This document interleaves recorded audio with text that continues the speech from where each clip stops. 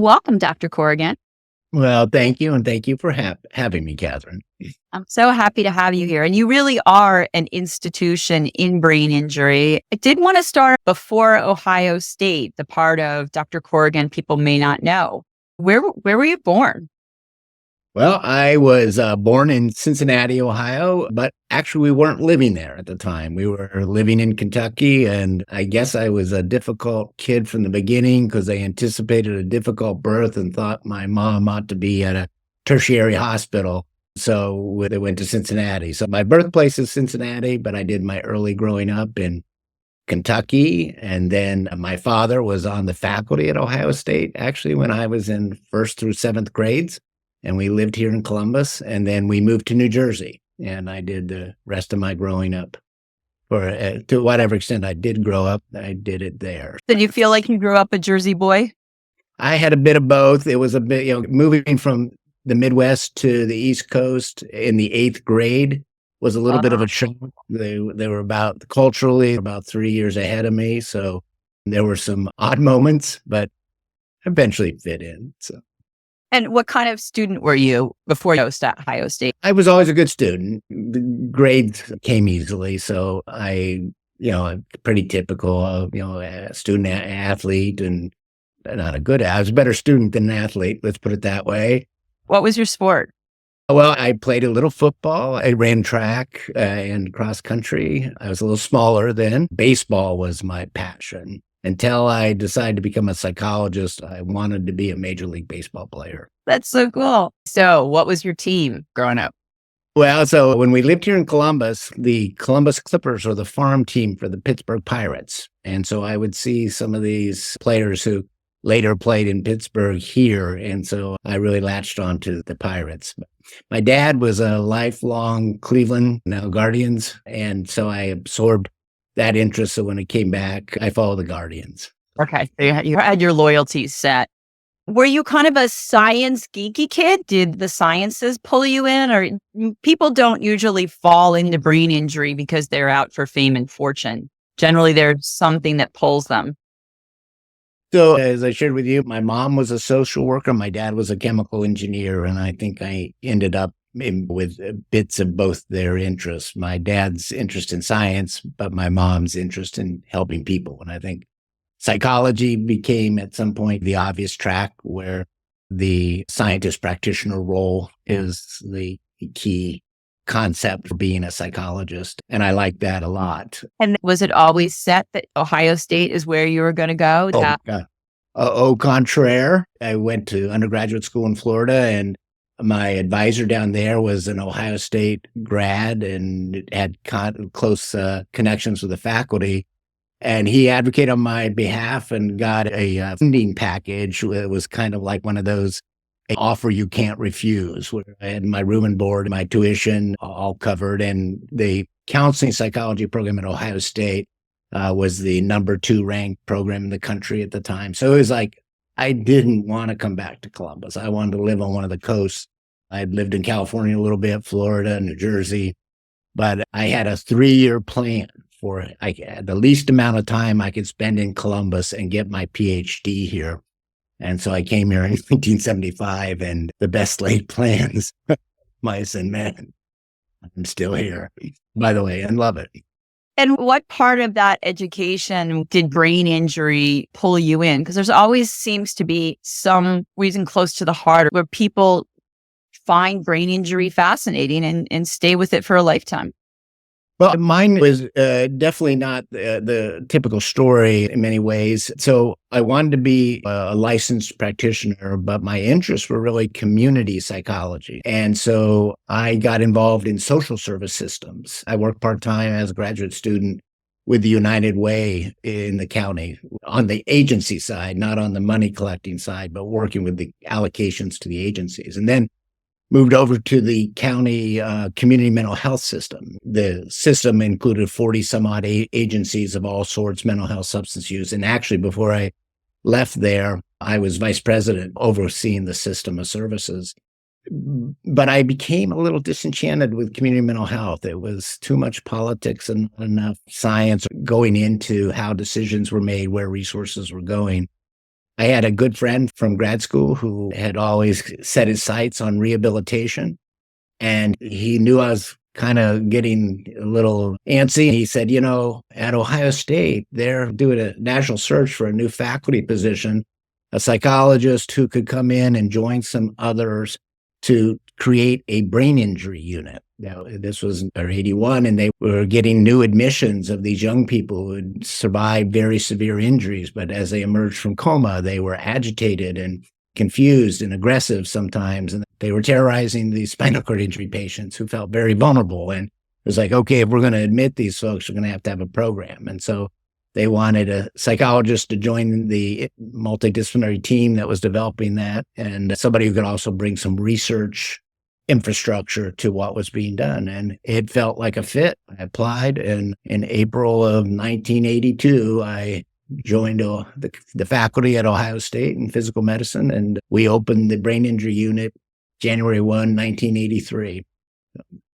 That's fascinating. And so before that point, the brain injury patients were kept with the spinal cord patients. Were there other brain injury centers at the time, or was this a new area? This was very new, and folks were surviving car crashes that they hadn't survived before to some degree because of the new trauma systems that had been developed in Vietnam, actually, and some of the new neurosurgical procedures were keeping people alive. So particularly these young people from the very severe injuries were kind of a new population for rehab. Santa Clara Valley had a brain injury unit funded by Neidler to try to document that. Others, like NYU, had their unit. They were doing as much stroke, though, as brain injury.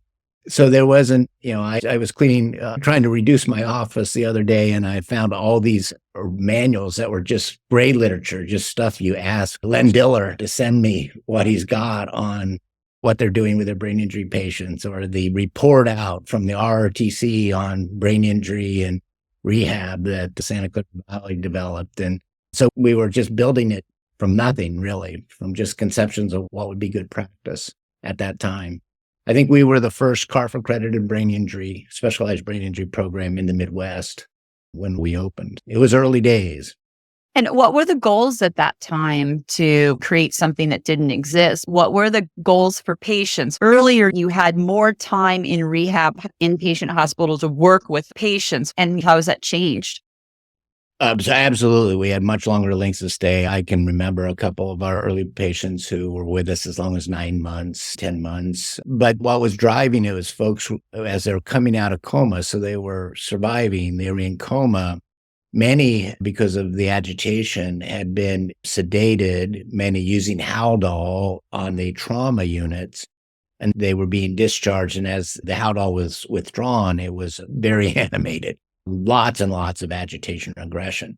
And we recognized early on that agitation wasn't actually going to improve unless cognition improved. So by sedating people, we were actually delaying their recovery. And so a lot of what we developed early was, how do you manage folks who are confused and agitated? How do you track the change in their behavior? I don't know if folks know, but one of my first instruments I developed was the agitated behavior scale, because we needed it. We needed to be able to see, was somebody getting better, worse, or in between. We developed a method for how we track cognition. It was a behavioral observation method that we used during a morning orientation group, and so that we could see if we were making progress. And so a lot of what we were doing then were with folks who were in that confused and agitated period, trying to take away the things that were restricting their recovery. And then as they got better, trying to get them prepared for living in the community. Some of the folks who didn't have a community to go back to were some of our longest lengths of stay, because they were going to need to be even more independent to be successful after the hospital. You're building the benchmarks that you're then measuring patients by, right? There were no benchmarks. Were caregivers included in part of the process then, or were in the institution, you were in the home? Absolutely, they were involved, I think, to some degree with us, because one of the co-creators of our brain injury program was the head nurse with our chronic pain program, whose daughter had had a very severe car crash and was one of our first patients. And as a mother, she was wanting to make sure that family was there. Family was fully validated and involved in the rehab. So always, we didn't always have that luxury, actually. I mean, we considered it, obviously, as I still do, a real benefit when you have family and involved family as a resource to a person. But so we always included the family as much as we could. And then after starting this program and coming up with the benchmarks, what was the next stage of your career? Well, what happened is we were super focused on inpatient rehab. And then, folks would discharge. And then we were starting to hear about things not always going well after discharge. And we were a little slow, a little dense, but we realized, wow, there's a whole other phase of rehab about living in the community. I know that sounds silly now. So we developed this interdisciplinary clinic to try to help folks and families after discharge. And so that was kind of my second part of my career. I moved away from being the program director for the inpatient unit to overseeing this, well, I called it the head injury diagnostic clinic, but it's an interdisciplinary clinic. And at some point in the process of that, realized that, for one thing, that we had high rates of substance abuse affecting our outcomes. And so after several years of overseeing the head injury diagnostic clinic, handed that off and stood up a specialized program for folks with substance use disorders and brain injury. So it was part of the community mental health system. I used an intensive case management model where we tried to do the brain injury side on terms of education, compensatory strategies, et cetera, but then work hand in hand with the community substance use disorder treatment providers to optimize a person's ability to address that part.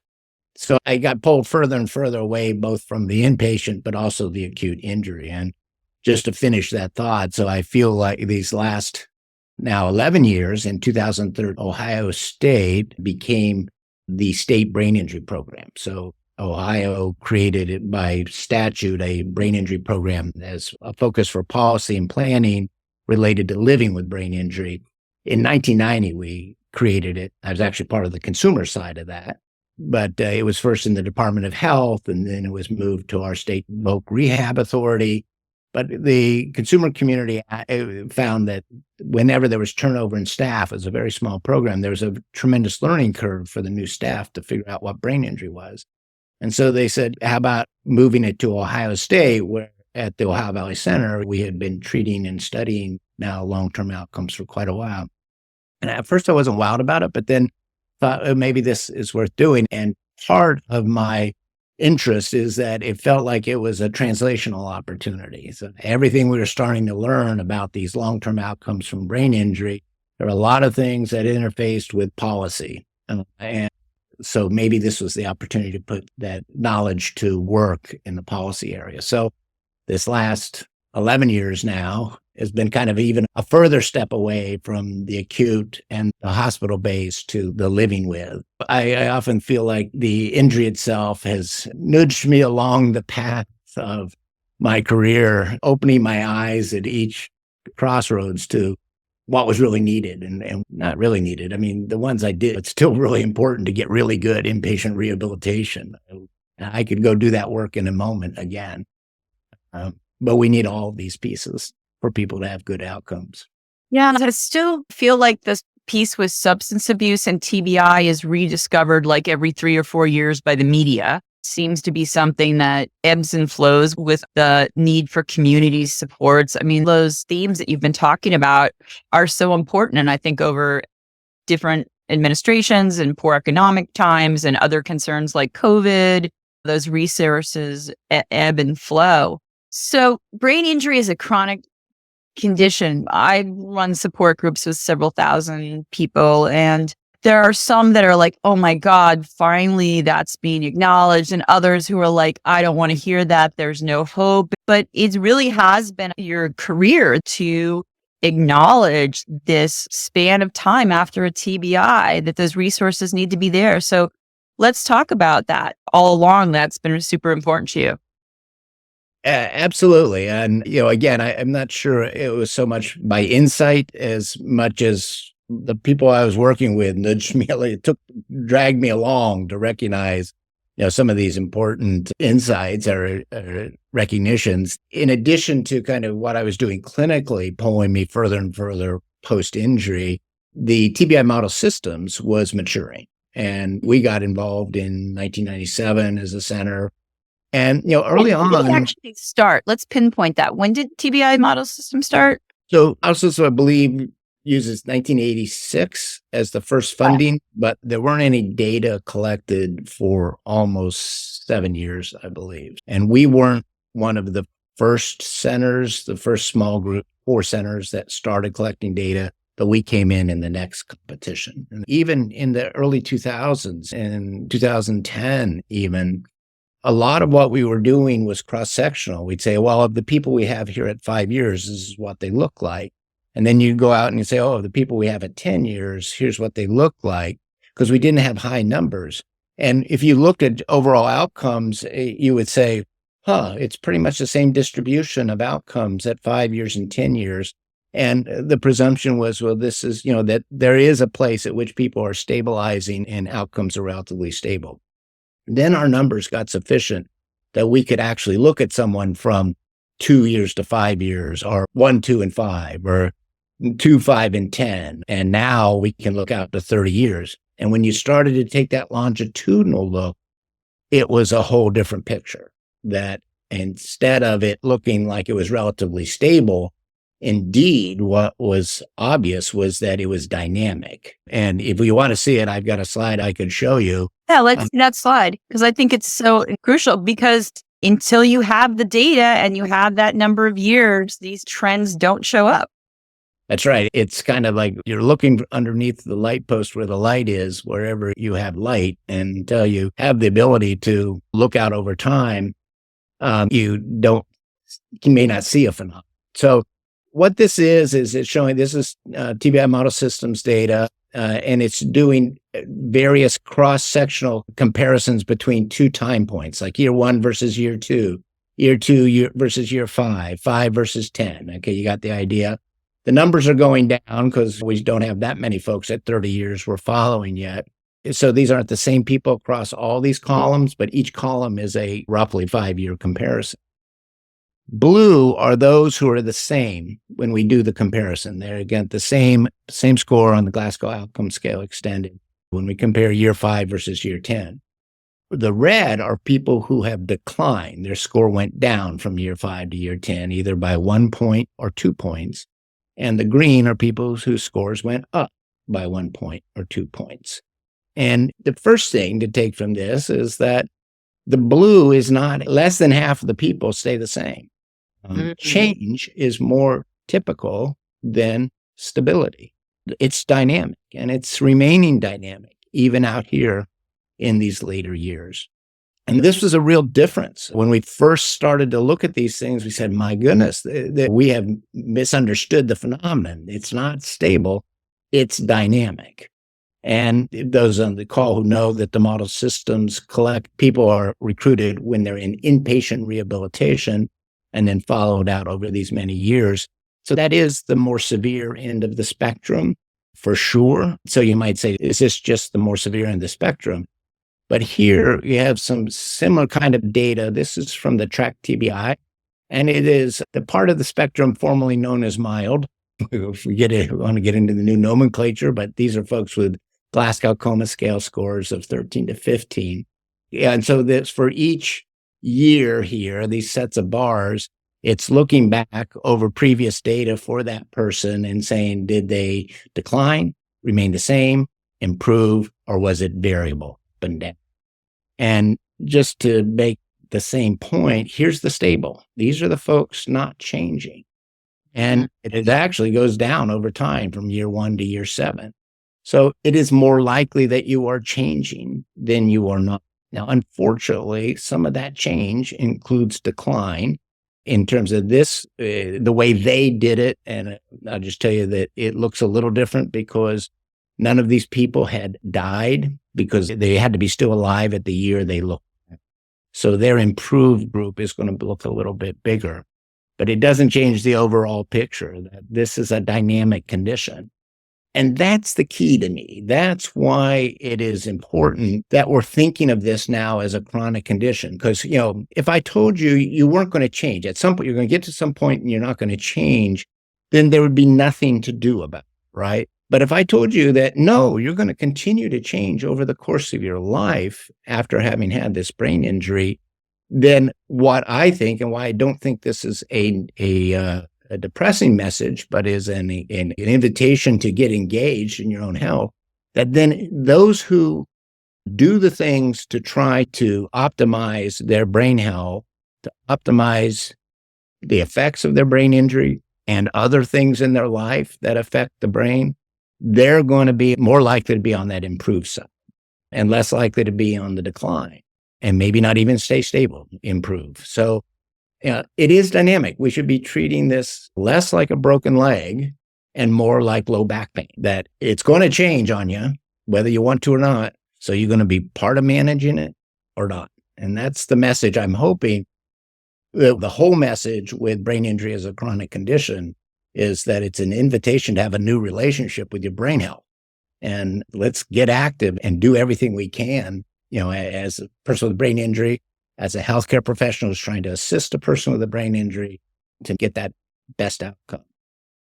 That's really true, because I talk to so many patients that are so focused on their brain injury history, but the modifiable factors of how much alcohol are you consuming a week? What's your exercise level? Are you vaping or smoking? Are the modifiable behaviors that can be along with it? And I do know it's a great deal of people get that information after 2 years, your brain injury doesn't change, or after 5 years that you're stuck. But with neuroplasticity, they can improve, right? Absolutely. So how do I improve? Yeah. What do I do? There's several things. Everybody has kind of their own profile of where the deficits are. And in many cases, continuing to be aware of those deficits, to work on them. We do know in all brain conditions that there can be some loss of function with just neglect of use. It just becomes easier not to try to remember. It just becomes easier not to use my non-dominant hand. I'll just use my good right one.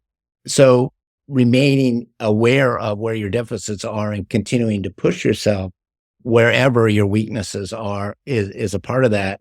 But the rest is what you were just saying. It's the health part. And, a brain healthy life isn't going to hurt anybody. It is not going to hurt anyone to get good sleep. It's not going to hurt anyone to get good exercise, have good nutrition, to be socially engaged and feel motivated, to minimize risk for repeat injury, to minimize substance use, all the substances, to be taking care of your heart, because that's a foundational thing in terms of a healthy brain is a healthy heart pumping it blood. So it's that combination of addressing the things you can, but then optimizing your overall health. The other thing we're becoming super aware of is that a history of brain injury does up your risk factors for a lot of comorbid conditions. And they're not just neurologic. They are cardiovascular and behavioral health as well. Matter of fact, there's almost no system that there isn't some signal that there's increased risk of. And so being attentive to early signs of that. If I've had a brain injury, none of us want to become obese maybe and develop diabetes. None of us should, obviously. But if I've had a brain injury, maybe I'm going to be particularly vigilant about my weight so that I don't get particularly vigilant about my nutrition and my exercise. These are things we all could benefit from, but having a history of brain injury now, I want to be more committed to it because I have acquired a vulnerability here that maybe the next person doesn't have. How do you think that the shorter rehab times in inpatient rehab change the needs once they leave? We don't have people 7 to 9 months inpatient anymore due to insurance. I'm not a fan of shorter lengths of stay if it meant that after you left the hospital, there was continued intensive rehab. What I'm not a fan of is the phenomenon that's too real right now where you walk out the hospital door and fall off a cliff. Many of us can get some outpatient therapies for a little while, but we have so concentrated the resources into the early part of the injury, and it's really clear that it's just important to be using resources across your lifetime. So if we shortened the length of stay, but then we had more milieu-based programs, residential options, day treatment, or even just being able to get 6 hours a week of individual therapies, but for 9 months, a year, 2 years, it would be fine in my mind. But that's not what we did. We just took away a resource. We didn't fill in the hole that we created by that change. And again, I'm not sure that inpatient rehab is what you need for 9 months. I think rehab you need, and you need to be able to live and do it in a safe environment, safe in terms of where your impairments are, et cetera. But we could do those in much different ways than without full inpatient rehab. But we didn't, obviously. We don't in this country. You do nearly now fall off a cliff as you walk out the hospital door. Maybe there are a couple initial steps that are your outpatient therapies, but we are not putting in place the kind of supports for lifelong optimization of your brain injury. I mean, way back in 2009, the Institute of Medicine, in making recommendations to the VA about what it was going to need to do now that it had this new cohort of folks who had received traumatic brain injuries in our Gulf Wars, said, you've got to look at the system for optimizing long-term outcomes. And there are several pieces we could talk about, but one piece was the ability to rehab, to be able to have a course of, when you're 2 years post or 5 years post, because maybe your gait had declined some or your use of an upper extremity had gotten weaker. And this is, again, part of that insidious effect of thinking of this more like a broken leg, that physicians, healthcare is not thinking that somebody might be needing a small course of outpatient rehab at year 5 or in their 7th year. I was recently on Capitol Hill with some folks with lived experience who were talking to elected individuals about the reauthorization of the TBI Act. And in that reauthorization, we're asking the Secretary of Health and Human Services to look at this issue and look at the evidence for brain injury as a chronic condition, because they don't currently recognize it as one. And one of the women I was with was telling her story. She was about 15, 16 years post a very severe injury. Early on, she had had a lot of impairment, physical and otherwise, including that she had some aphasia, expressive aphasia. She kept up with her neurologist almost annually. Now, 15 years out, she says to her neurologist, I think I'm deteriorating a little bit. I think my speech is deteriorating a little bit.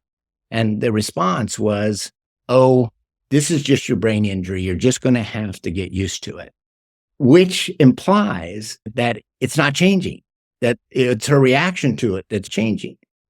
If we recognize this as a chronic condition, the better thought process that healthcare professional should have gone through was, this could be decline, or this could be a reaction and it's more emotional. So let's pursue. Let's figure out which one it is. Let's not just placate with, oh, just get used to it. And I think there are a number of really concrete examples. A friend of friends was relaying the story about having a second injury, a fall, and she felt that her balance was getting a little off, and she had shared that with her GP. But her GP wasn't taking into account that 15 years earlier, she had had a severe traumatic brain injury, and she was only in her 40s. And he actually said, well, you're a little young to be having fall risk. And then she fell and she had another brain injury. And again, if we thought of this as dynamic and not as a chronic condition, we'd be saying, that healthcare professional would be saying, I may be seeing some early vestibular problems or balance issues early in terms of normal aging, and let's get a course of PT. Let's get you evaluated at least. So it's a shift we need to make in the whole healthcare system to recognize that this is dynamic. And the words in the healthcare system for dynamic is chronic. That means it needs to continue to be paid attention to. So maybe we should call traumatic brain injury as a dynamic condition. That would, I think, make more folks happy. But that is what we're saying. But I think even the people that don't like that word chronic acknowledge that need for a tune-up, like a car. Go in, check out everything's working, rotate the tires. Personally, having just gone through menopause, I had to reorganize my ADHD medications. No one ever told me that menopause was a moment in life where one had to go recheck how things work out. So what excites you and what do you think is the next step to try to get to having more resources in the community and changing that mindset? Well, I think one is to get acknowledgement at highest levels of policy. When most people don't realize there's not a set definition of what is a chronic condition. We go to WHO, actually they have two. CDC has another. But if you go to the CDC website, they list 7 chronic conditions. None of them brain injury. Stroke, interestingly, is, but not brain injury. We go to CMS, Center for Medicaid and Medicare Services website. They list 21, but not brain injury, not traumatic brain injury. The only acquired brain injury is stroke. And so starting with the policy, starting at the top with the recognition of it, and in asking for this, we are obviously doing education as part of it. I think many people have seen now from the Brain Injury Association of America that they have called for brain injury being recognized as a chronic condition. And their new campaign on My Brain Injury Journey is meant to mimic that this is a journey. This isn't you got to a place, now you're there, that's it. This is a journey. This is dynamic. In Canada, similarly, Brain Injury Canada has called for recognition of brain injury as a chronic condition. So I think getting that recognition both validates this way of thinking about it, but it will be just a start. And what needs to then follow from that is a tremendous amount of professional and public education about what this means. And that's something, if you can get on the CDC list of chronic conditions, the amount of public education, healthcare education that comes with that is extraordinary. And that can start to, I think, change how it's viewed. The other thing that comes with recognition officially as a chronic condition is that resources for surveillance, because now we're more concerned with it as a public health issue. And if you go, again, to the CDC website, the Center for Chronic Diseases and Health Promotion, I believe it is, a tremendous amount of resources in surveillance so that we could actually be tracking this. There is not a good estimate of the number of people in the United States living with the effects of a traumatic brain injury. There is not. Best estimates by CDC's latest is that it's somewhere around 1 in 4 adults. So anywhere from 19 to 29%. We were just told by our State Department of Health that there wasn't room in their state's survey, the behavioral risk factor surveillance system, for questions about history of brain injury because it was too long. Well, if brain injury, I think, were properly being studied and surveilled, and we totally knew all of its effects on health and life lifelong, we would be sacrificing other things to make sure we had brain injury questions in that survey. So the recognition of it and the public health attention that would come to it is a big plus. As a second is what I've already mentioned, that then if healthcare providers, this is a construct, our primary care physicians and our orthopedists and our neurologists, and not just brain injury rehab folks, then I think people's care will be different. And then the third is there's a bunch of places in policy where people who have chronic conditions, chronic disease, have advantages in terms of their insurance, particularly in Medicaid and Medicare, but it is also in the commercial policies, where if you have a chronic disease, you can, like under Medicare Advantage plans, or what are called special SNP, SNP, and I'm just blanking on the acronym at the moment, but they are additional services that you can get under Medicare in these SNPs. Well, one of the types of SNPs is for chronic conditions. It's a C-SNP. And so the benefit can be customized to the chronic condition you have. So maybe that allows you to get more PT when you need it, or get PT many years post-injury a little more easily than. And then under Medicaid, it is the vast majority of people now who receive Medicaid are receiving it through managed care organizations. It is something like 3 out of every 4 persons covered by Medicaid are in a managed care. Many of those managed care contracts are bid for based on what they will do additionally to make sure they are doing good coverage for different parts of the population. And always called out are people with chronic conditions. People with chronic conditions have to be specially addressed in those bids that those managed care organizations are made for how they're going to provide additional case management, a typical, but other kinds of supportive services as a Medicaid beneficiary. We have a waiver program here in Ohio that is for people with chronic conditions, and it's just easier access to becoming Medicaid eligible if you have a chronic condition. Brain injury is not on the list of chronic condition. But stroke got there. Like, why was stroke on there? I do not know how they got there. They're towards the end of the list, so maybe they were a late comer. I don't know. But you would think that this is important enough that there'd be a set process. Like, here's the review panel for what things are. No, it doesn't exist. So that's why we're having to make this more of a public awareness campaign and go through legislative steps, because there isn't a set process to be considered for inclusion as a chronic condition.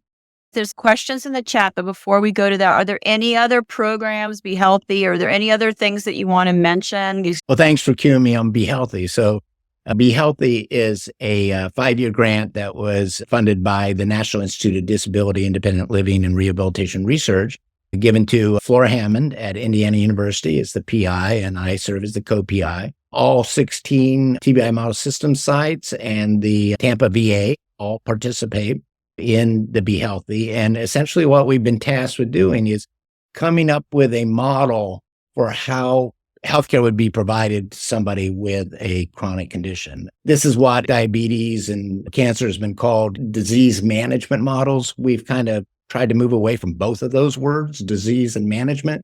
And actually what we're thinking about this as is how can we assist the individual to manage their chronic condition? And by individual there, we mean the individual and or their support system. And so we've done a number of systematic reviews. We've created an initial model that we call the Be Healthy model for what it would look like. We have identified pieces of that model that it's like we need to know more about that. So right now, we have 13 different feasibility studies going on that are kind of looking at different pieces. It's not testing the overall model by any means. And then simultaneously, we're working with various advocacy groups and professional groups, stakeholders, to look at what kind of policy changes would be needed for these kind of models to take hold. One of those policy changes is recognition of brain injury as a chronic condition. And then what would the funding look like? If I showed you the full model, you'd say that's a Cadillac. People with brain injury deserve a Cadillac. We are trying not to do the traditional medical model. We are combining more a community and medical approach. There are many aspects of it that won't fit into a traditional fee-for-service. So we're not thinking of this as a clinic. We're thinking of this as a program, and we're going to have to braid or somehow meld service funding with some other kind of funding to sustain these. I actually have a tendency to tilt at windmills, but I actually have some optimism that we're seeing some changes, ironically, particularly amongst Medicaid managed care organizations that are realizing that they're going to be responsible for some of these lives for a long time. They are getting more interested in programs that would be more proactive and a return on investment, not only in terms of money saved in terms of healthcare utilization, but in quality outcome, because they're being judged by state Medicaid programs on both, not just whether they're saving money, that's their bottom line, but whether there's a better health and quality of life of the folks they're covering. So I actually have some optimism that programs like these in the future, we might actually see them fully realized. But in the meantime, we're just trying to define what it is. It's really exciting. It's really pulling together an amazing group of people to have these conversations in the field of brain injury. Nobody's here for the fame or fortune. They're all here for the fascination behind the brain. And I think I love the word dynamic of how somebody can have an injury and the challenges they faced, and then the successes that can come along the way on that journey. I just want to get to a few of the question here. We have someone working with substance abuse and brain injury, and they have not seen much improvement with individuals. So they believe they need to get more of a hold on substance abuse issues before brain injury. Do you have any insight on?